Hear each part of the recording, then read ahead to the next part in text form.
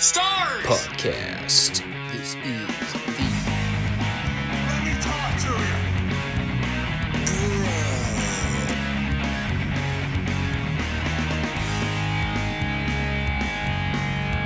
This is such good shit.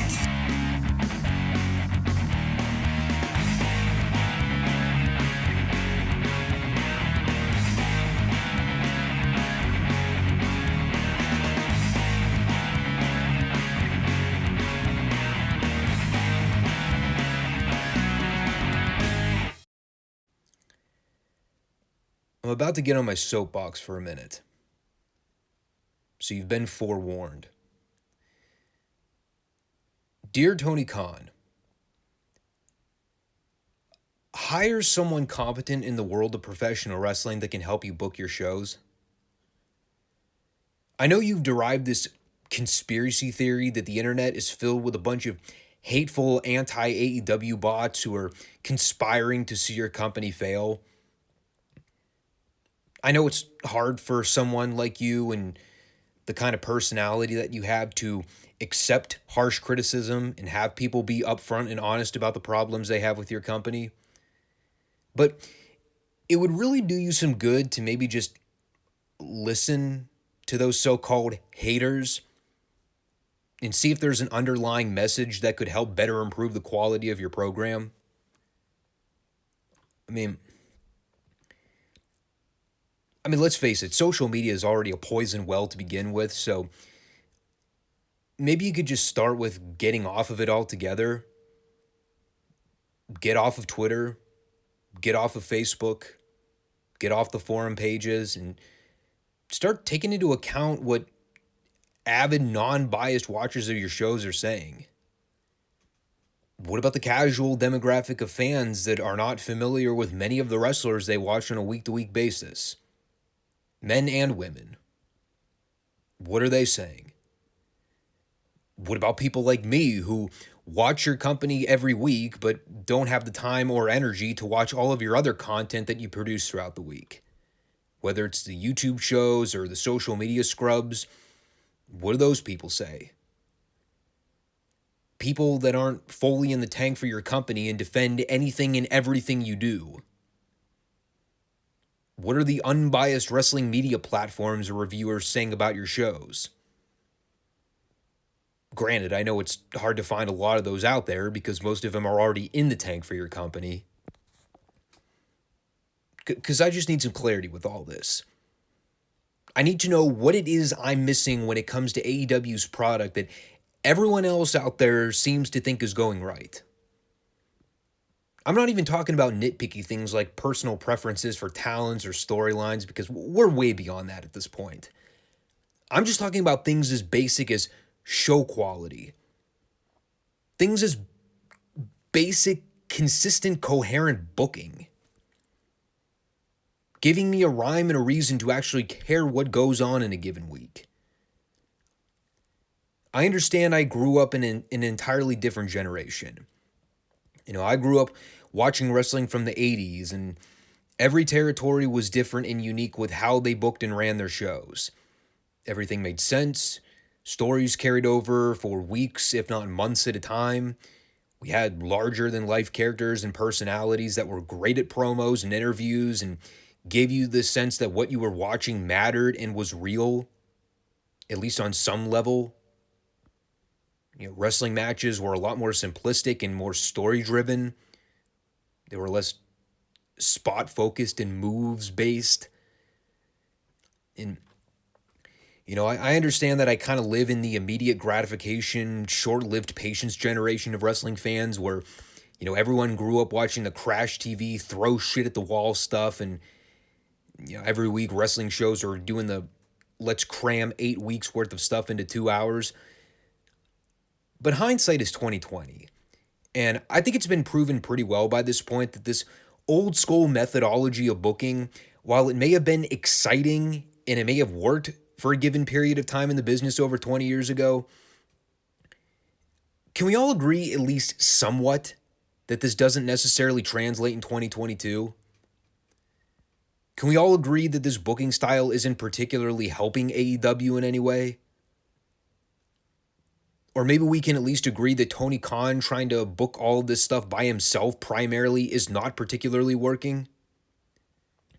His entire booking philosophy is way too similar to a video game, or I know people have joked about this before, but I mean, I was young at a time and I had a collection of them, still have a collection of them to this day, wrestling figures. You know, most wrestling fans had a collection of figures over the years at some point, and you know, the thing we all marveled at as young kids is the possibilities of what it would have been like if Stone Cold ever wrestled Hulk Hogan, or if Bret Hart ever wrestled Kurt Angle, or if The Rock ever wrestled Shawn Michaels. You know, so what did we do when we were kids? Because we were marks? No, we collected figures. We bought one of those little ring playset Delia Bobs, and we paired up combinations of wrestling figures against each other in artificial realities, even if we knew we were never actually going to see those pan out, or maybe it was possible that someday those matches would happen. Sometimes it came true, other times it didn't. But Tony Khan's problem is that he's trying to apply the video game wrestling figure mentality into booking his actual television show every week. This is not a virtual reality that Tony's living in. He's got way too many goddamn people under contract, and because there's no feasible way he can regularly feature everyone in a given week, we get the problems where people randomly disappear from television for months, or certain people who are getting a push for a period of time will fall into the backdrop and lose momentum. And he's signed virtually half the fucking wrestling population in the last 6 or 7 months, yet let's be honest about it, there's probably maybe only 2 or 3 guys that have actually made a real significant impact in any way. One of those guys is CM Punk, and the other guy, arguably, you could say, was Bryan Danielson. Meanwhile, the Jay Whites of the world, the Malachi Blacks of the world, the Miros of the world, the Keith Lees, the Andrades, the Brody Kings, you name the signing. What are they doing? Well, in the case of Malachi, he's feuding with a job guy right now. In the case of Andrade, he's set to lose yet another blow-off match to another guy who lost a bunch of momentum since his match with MJF last November and Darby Allin. Miro, I mean, that guy's been stuck in purgatory for months now. I have no idea where that guy's been. Keith Lee, he's already just another guy on the roster doing meaningless mid-card programs. And then you think about it for a minute. Out of all those names I just mentioned, not a single one of them was even booked for Rampage this week, or even made a single appearance, much less. Could the show have benefited from having some of those aforementioned names on the show in some capacity? Wouldn't have hurt. All these weeks later, it'd be nice to get a little insight on who a lot of these newer debuts are. I mentioned Brody King already, but didn't we see Buddy Matthews show up on this show not that long ago to align with the House of Black? Had they ever bothered to even show a vignette on television to explain how that came to be? Or even bother to explain who the fuck Buddy Matthews is in the first place? Or his backstory with Malachi? Better yet, have they ever showed pre-tapes or backstory vignettes with more than 90% of the debuts that have shown up in the last 6 months? Not that I recall. I know it's a lot to ask for them to take, God forbid, 5 minutes out of their garbage weekly TV program to explain who a lot of these newcomers are. I mean, I've never booked a day of television in my life, but wouldn't hurt, you know? Certainly would have at least given this Rampage something notable worth discussing. Like, what do we even have on this show? There was a 6-man tag with 2 heel teams wrestling each other, and one of the teams had Jon Moxley on it. So that's all you really need to know about that one. We had a butcher squash match for God knows what reason. I guess because he's getting served up to Wardlow on this coming Dynamite, and they think giving him a TV win beforehand will give him some credibility. as if. We had the usual bad women's match that should come as no surprise to anyone with half a brain. And the only thing that's really on my mind at the moment is that main event, which had enough issues to cover an entire segment's worth of ranting for this show. I don't even want to talk about Rampage at this point. It sucked, everyone. What else is there to say? The so-called Booker of the Year, and the best he can do for a Friday night show is a 6-man tag with 2 heel groups, a squash match with an undercard job guy, a women's match with Ruby Riott, once again, a girl that came in with all the momentum in the world and they jobbed her out and she hasn't been a damn thing since, and a main event garbage hardcore match, because we don't see enough of those in a given month, which featured their mid-card world champion. And I know what I said, mid-card world champion. And you know, while I'm already in a foul mood, and we're touching on the card for the show anyway, let's talk about that mid-card world title match that ended the show. The main event was Adam Cole versus Hangman Page for the world title in a Texas death match. Why was it a Texas death match? Because they were in Texas. No, I'm not ribbing. There's legitimately no other reason I can think of as to why this was booked to be a Texas death. And I guess while we're on the subject of it, here's a point-blank example as to why Tony needs someone intelligent to be working with him at a given time. Does Tony even know what a Texas death match is? Did he at least try to do some basic research beforehand? Dory Funk Sr. and Iron Mike DiBiase at the Amarillo Sports Arena? I understand that gimmick matches go through moderations over time. And because of how repetitive the whole no DQ, no holds barred, falls count anywhere matches have gotten over the years, I mean, there really isn't any discrete difference anymore with how those matches are booked or regulated to begin with. But even a basic Google search on Texas Deathmatch should show you that AEW totally shit the bed here with the actual rules of the match. And for those of you that don't have a Google machine or would like further clarification just to make sure that I'm aware of what I'm talking about here, a Texas Deathmatch is a last man standing match, but with the difference being, in order to initiate the 10 count from the official, you have to pin the guy's shoulders to the mat. And if the guy can't reach his feet by the count of 10, he loses. Now again, I will concede that gimmick matches have been watered down and changed over the years, and I may or may not be the first person to admit that I never particularly liked the rules of the Texas Deathmatch to begin with. I always kind of thought it was dumb and overbooked to have a guy have to pin a guy's shoulders on the mat before the referee can count him down for 10 seconds. Like, if the fucker's pinned, the fucker's pinned. The match should be over. Kind of defies all basic wrestling logic if you think about it for more than 2 seconds. But with that all said, if AEW's version of the Texas Deathmatch is just going to be another variation of the usual trashy hardcore fuck for all they normally do, then don't even call it a Texas Deathmatch.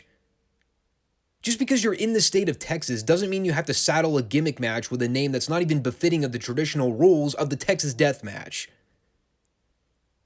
Not that I was really expecting Cole or Page to have anything else other than the standard status quo paint by numbers hardcore plunder match they always do. I mean, for fuck's sake, you think after doing these matches virtually every week on their show, someone would have thought, I wonder if we could do something to change up the layout a little bit. But of course, that would take actual effort from the boys, and, well, they don't get paid for that. I don't know, maybe they actually build up some real drama with putting the babyface in a vulnerable situation for the majority of the match. Maybe Page gets a body limb to work over in the first minute and has to force him to fight from underneath. Maybe Cole bloodies up Page to the point where Page can't see and he's fighting half blinded for a good chunk of the match. Of course, that's all off the top of my head. Meanwhile, these idiots have hours upon days to come up with something, and by the time they get to the payoff, they're like, fuck it, just go out there and do a back and forth plunder match. Who cares? People will pop for it anyway because they're all a bunch of nimrods. It's all 50-50 back and forth weapon shots and crash dummy spots through gimmicks, terrible blade jobs, which, Christ almighty, I mean, you think if they're going to be that hesitant to gig in their matches, why even bother? Seriously, this is like the third or fourth garbage match I've seen AEW do now where someone tries to do a blade job, but it's horrendously done to the point where it's just laughable. I mean, I haven't even gone to the whole problem with the Cole Page feud to begin with. That being the fact that the feud has sucked since they booked it. I mean, correct me if I'm wrong. I mean, I try to actively forget most of this stuff after the show anyway, but didn't this program basically start after Page did a garbage match with Lance Archer on television? I believe a match that was also billed as a Texas Death Match. And the whole setup was Adam Cole coming out to confront Page, and that was basically it. Keep in mind, this happening after Adam Cole lost a comedy match to the Denim Hipster mascot. So, Adam Cole got the challenge for the world title after a months-long comedy feud with a bunch of undercard job guys, wherein he lost in the blow-off to the match, and Adam Page has basically been toiling around as the world champion and not really doing anything of substance since he won the championship. I mean, I haven't seen a good match out of him since the Bryan Danielson match. You starting to see a problem here? And I like Adam Cole, man. I really do. I've been frustrated with the way he's been booked because Tony's a fucking moron and doesn't know what he's doing.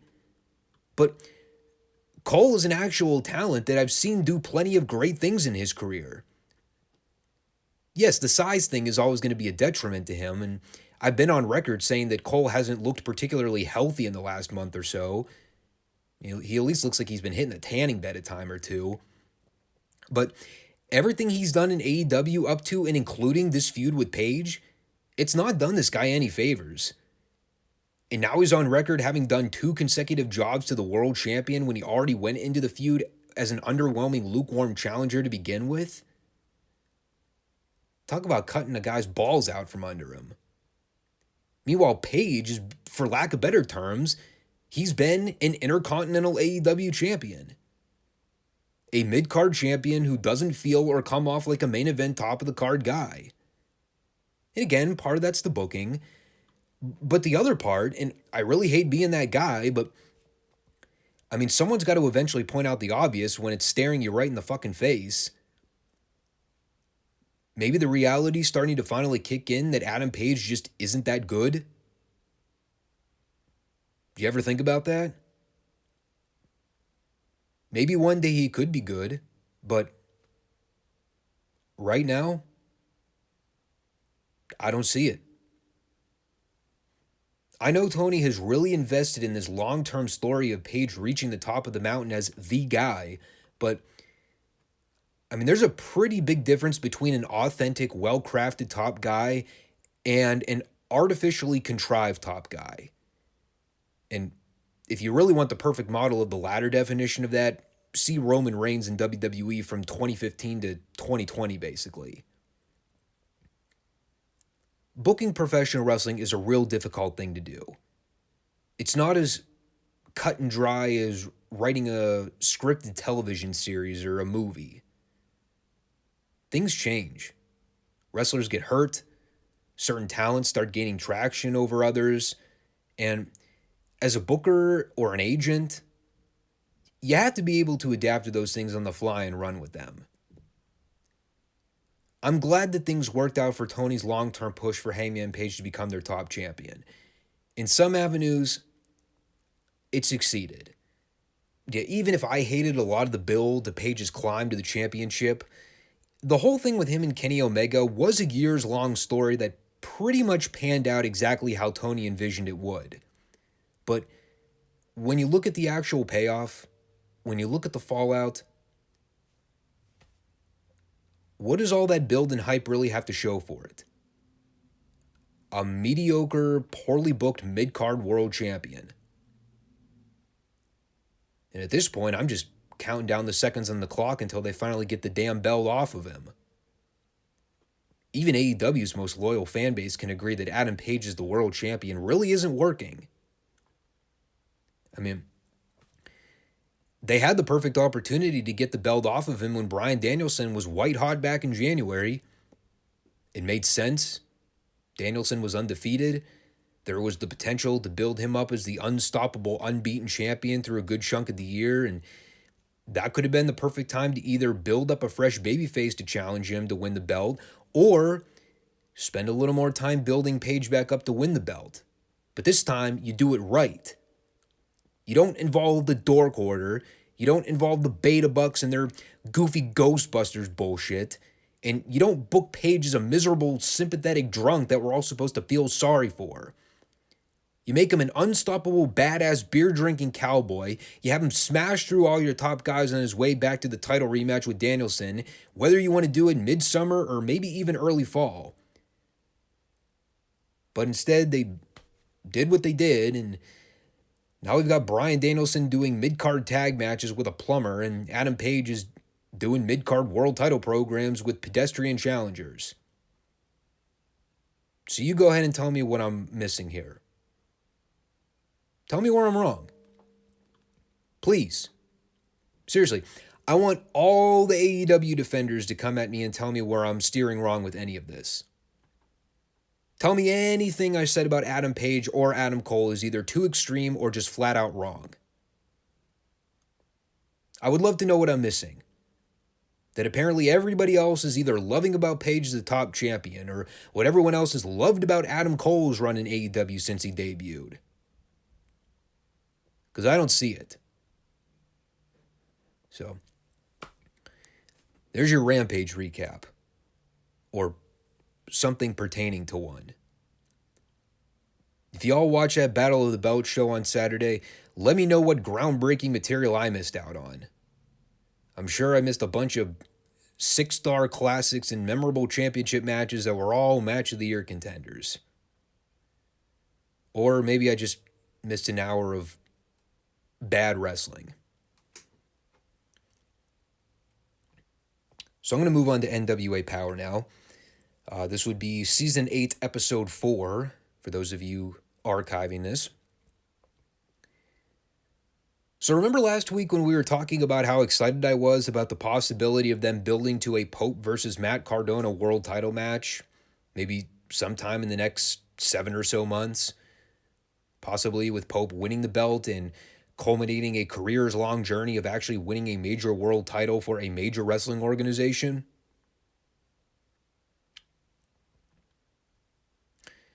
So they booked Pope versus Cardona for the title on this show. Apparently by 7 months build, someone thought I meant 7 days. To say I was heartbroken with that finish would be understating it, but honestly, by the time we got to that main event, I was already kind of over the show entirely. You know, I'll come out and say it. Aside from the main event, this episode was really bad. And not even like standard studio wrestling boring level bad. There were like several segments on the show that were AEW level bad. Doldrums, indie bad acting level bad. Beta Bucks level bad, to draw an actual comparison. And I've talked about this with these NWA Powerrr shows. How there's a lot of good stuff that we see from a week-to-week basis that actually give this show the old studio wrestling vibes from the 80s. But then we get weeks where sometimes I feel like I'm watching old TNA segments from like the mid-2000s when Russo was booking the shit. There was a lot of that this week. Bad angles and matches, bad pre-taped interviews, and just way too much hokey shit going on for my taste. I mean, I get plenty of this horse crap with AEW on most given weeks. When I tune in to watch NWA Powerrr on Friday night, I don't want to have to be subjected to more of that, especially when it's being presented in lower production value. So they kicked off with Nick Aldis and Kyle Davis doing an interview, basically so Aldis could throw in his 2 cents on the main event, and whether it's Pope or Cardona that come out on top, he's still gunning for his rematch following the Crockett Cup shenanigans. I did enjoy his closing lines here where he wished both men luck in the main event, except Matt Cardona. That was a good line. Opening match was the Dirty Dildos taking on the Commonwealth Connection, otherwise known as the team of Doug Williams and Harry Smith. Also, I guess Williams and Smith are heels now. And I've already kind of touched on my opinion of Fandango before, or whatever he's calling himself in the NWA now. His shtick got old in WWE like 6 months after the character debuted, and that was like, 10 years ago? And here he is in the NWA, basically doing the exact same goofy cartoon character, the overly flamboyant ballroom dancer with the porno phone voice. And then on the polar opposite end of the spectrum, you have Doug Williams and David Smith, who are actually really good professional wrestlers, good workers, and actually look like badasses. So to say this was a very odd match to book would be putting it gently. Generally, everything up until the last minute, I would say, was fine. Williams and Smith worked over JTG for the heat. They did the hot tag at the end with Dango running wild. Loose air quotes around that one. But let's talk about this finish because, it was quite the finish. So things kind of break down at the end momentarily. Dango gets dumped over the top to the outside floor, and we are told from the announcers while he's off camera that Dango has apparently tweaked his knee or something. So he begins casually limping over to the commentary booth, wherein Velvet Sky proceeds to... Well, there's really no other way to put it. She began to have an orgasm while Dango was stroking his chest at her. She became very horny. She asked Dango if he would like for her to rub ice on his leg because she knows he'd like that. And, well, Galleon Storm became oddly quiet afterwards. And while Dango was distracted with Velvet, Doug Williams grabbed Dango, threw him back in the ring, and tapped him out with a single leg crab. All I can say is Tim Storm saying he was very uncomfortable. Yeah, that about summed this whole thing up. Never mind that we were given no indication as to why Velvet all of a sudden began crushing on Fandango, but, she's already a very hit-and-miss commentator to begin with. Them trying to make an angle out of Velvet lusting for Fandango on the show going forward is absolutely, without a doubt, no copyright infringement intended on my part, but very apropos,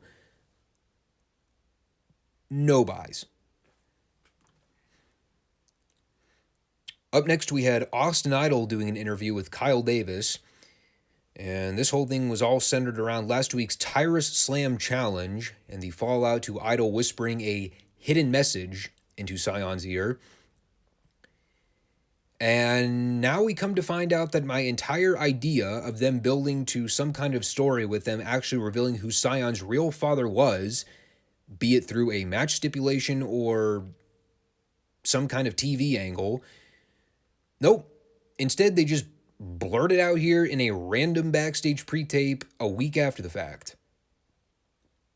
And allegedly, Sion's father is, drumroll please, Austin Idol. I don't have a fart sound drop. Otherwise, I'd use it. Well, that was underwhelming. And I guess the story follow-up will be some kind of Maury Povich witch doctor bullshit where we come to find out, Austin Idol, you are not the father. I did wonder to myself, though, in all seriousness. So is the story that Sion never knew who his father was all along? Because judging how they've been building this up for the last month or so, that's not what I was gathering from Sion's promos. Last week, he was pretty shocked about the whole ordeal. Kind of caught off guard by it. So if Idol really did tell Sion that he was his father last week, okay. So the story is Sion didn't know? Or that he had been lied to his entire life and it turns out that Idol is his biological father? Oh, God. Sounds like some Claire Lynch TNA booking right there. Whew. Shaking my head just thinking about it. Then we had Natalia Markova taking on Kylan King. And, yeah, that was the thing that happened. By the way, what kind of name is Kylan? That's a Gen Z bullshit right there. It's like her parents couldn't decide whether to name her Kylie or Caitlyn, so they just went with, fuck it, just go with a combination of the two. It's 2022. Remember when women used to have normal names like Doris or Margaret or Bethany? Now everywhere I turn, someone has to have a goofy name. Or everyone's going to name their daughter Skylar for some reason. Whatever. Then we get a promo from Big Strong Mims, who apparently requested this interview time to show off his hashtag gun collection. And then he flexed his biceps. Awesome. But more importantly, he is throwing in his name for the Tyrus Manster Slam Challenge because he wants the shot at the world television title. You know what I'm saying? He also briefly touched on the main event and said that he would be hoping and praying that Pope came out on top as the world champion. This is another odd segment, though, in the sense that, well, I mean, I could be very well wrong here, but it kind of sounded like Mims was healing it up pretty suggestively here.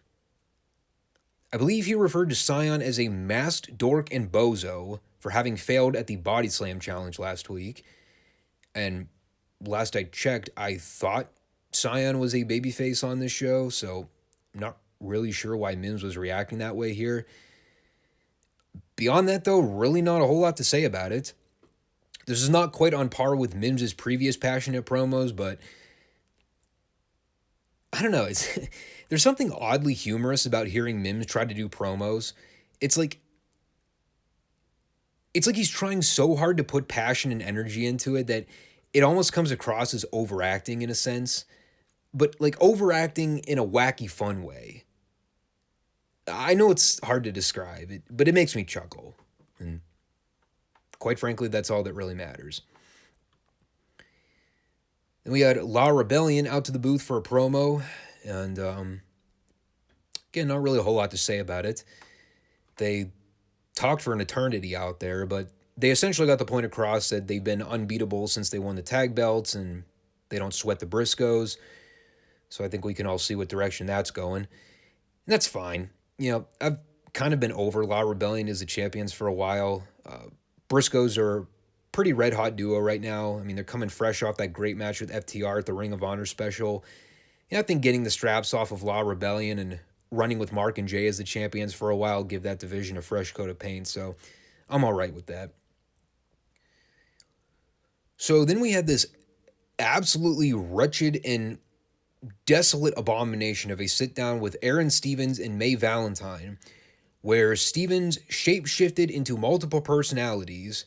He wore guy liner, he said a bunch of stuff about Trevor Murdoch, and they also had sad piano music playing in the background. So essentially letting me know that all of this was supposed to be played for comedy. Comedy that was not funny in the slightest, so I tuned it out entirely. Although hearing the piano music in the backdrop gave me the inspiration to search around and see if I could pitch in some artificial piano music while discussing this atrocity. Hopefully I've provided enough in-depth analysis on Aaron Stevens pretending to be a pro wrestler. And we're going to move on. And while we're on the subject of abominations and atrocities and making mockeries of the professional wrestling business, the Fixers and Colby Corino wrestled Judias Sal Renaro in a straitjacket, and someone under a mask named, not joking here, Gags the Gimp. And who is Gags the Gimp, you ask? Aside from a short, pale, goofy-looking indie guy with tattoos, I don't have an answer. Apparently, he's a new disciple of James Mitchell's crew, founded somewhere in the doldrums of Outlaw Mud Show Incorporated. And beyond the fact that I had no idea who the faces were and who the heels were here, the match was beyond abysmal. And the whole thing was made worse by the fact that the Gimp actually got the fucking pinfall for his team. Look, it's really not worth harping on because I already kind of said my piece about this show having way too much goofy material this week. But I've got to ask, who signed off on this? This is the kind of shit I'd come to expect out of WWE or AEW television.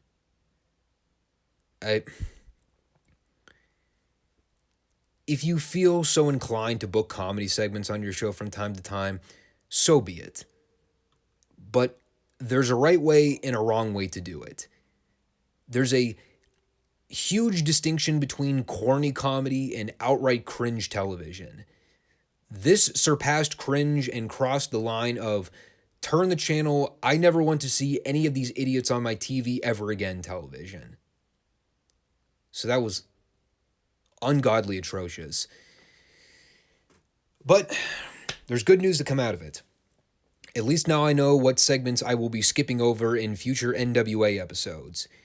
Anytime I see any combination of James Mitchell, Judias, Sal, and whatever that fucking Gimp is, I will be hitting the fast forward button very rapidly.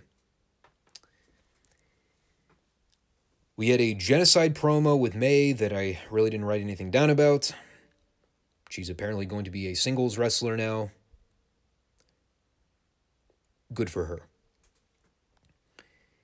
And then our main event. Pope versus Matt Cardona for the NWA World's Heavyweight Championship. I did notice that the Green Titan was absent from the front row for this match. Dude sticks out like a sore thumb with that dumb neon bodysuit he has on in these tapings. So they inform us during Cardona's ring intro that Tim Storm is banned from the building for this match because, as per regulations from Cardona, Storm is no longer permitted to be ringside for any of Cardona's matches or TV segments. Why? I don't know. It was never explained. But looking past that quirky booking decision, I went into this match having watched about 45 prior minutes of not-so-great wrestling content, some of which legitimately angered me to the point of wanting to shut the show off entirely. But I love Pope, and while I still can't understand for the life of me why they were so quick to rush this match to television when it kind of looked like it was being saved for a major pay-per-view slot down the road, well, regardless, we got the match this week with very little build or hype behind it. So I went in trying to enjoy it for what it was. And again, I've been on record saying that I am not a Matt Cardona guy. But I'll concede, the stuff I've seen him do on NWA has been tolerable. He's toned down all the outlaw goofy antics. He looks to be taking his stuff seriously. And his matches and ring style have reflected that from what I've seen thus far. This was good from both parties. Pope was a very good babyface. Cardona worked the heel role very well. They spent time building up the drama throughout the match. The crowd was solely behind Pope from beginning to end. They got a lot of time too.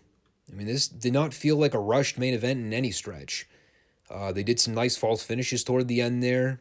They had a great finish with Pope dodging the running boot in the corner, trying to set up for the running knees to the back, but Cardona yanked the official toward Pope to stop him. And then Cardona gave Pope the old thumb to the eye, and Hit him with the radio silence for the 3. It was good for what it was designed to do. Would I have blown off the match this quickly? No. I still think they could have really built and saved this for a major pay-per-view down the road if they wanted to, but I don't know.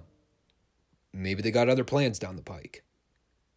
I know the eventual plan is to probably do the rematch with Nick Aldis. I don't know if Aldis would be the one to win the belt back from Cardona, but maybe that's what they do. Maybe Trevor gets his shot down the road. I mean, it's not to say that the Pope-Cardona feud would be over. Maybe they do the rematch later in the year, and Pope is the one to actually capture the belt.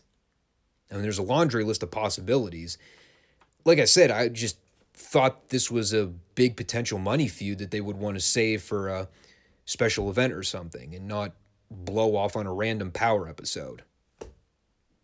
But maybe I'm just seeing things in a different perspective. But that was Powerrr. I mean, I already kind of laid out the hammer for this one toward the beginning, so I'm not going to repeat a lot of what I said about the show having way too much bad, goofy stuff going on. The main event was solid enough where it didn't make the hour a complete waste of time, but I strongly encourage NWA to stay away from these kinds of shows going forward. Like I said, I'm all for fun in wrestling, and ideally, a well-booked, well-constructed wrestling program should be fun, but it should be a natural kind of fun where it just falls into place because things make sense and you enjoy watching the television show for what it is. You can sprinkle in comedy stuff here and there, but by and large, a lot of the stuff I saw them go for this week just felt very forced and very contrived. Here's another thing that bothered me. Because the NWA is supposed to have a reputation for being the alternative product to a lot of the disgruntled, jaded wrestling fans like myself that already get exposed to enough of the bad SNL sketches every week. And when I see NWA delivering shows like the one I saw this week, especially all the junk with the undercard guys, it rubs me the wrong way. So I'd advise they do away with this kind of stuff going forward. Anyhow, I think I've done enough ranting for the next few days. This was not a good weekend of professional wrestling, despite how the marks may try and convince you otherwise. But we'll be back on Friday to bring some life and energy to the wrestling world when we get back to the retro content. We will also go over AEW Dynamite. Of course, that's always a wait-and-see process. You never know what you're going to get from them.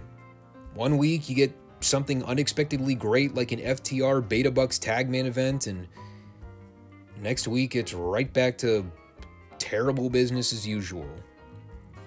As always though, make sure to check out the show each Monday and Friday either on YouTube or Rumble. Make sure to subscribe, comment, and like the show, and we'll be back on Friday. Take care everyone. Peace.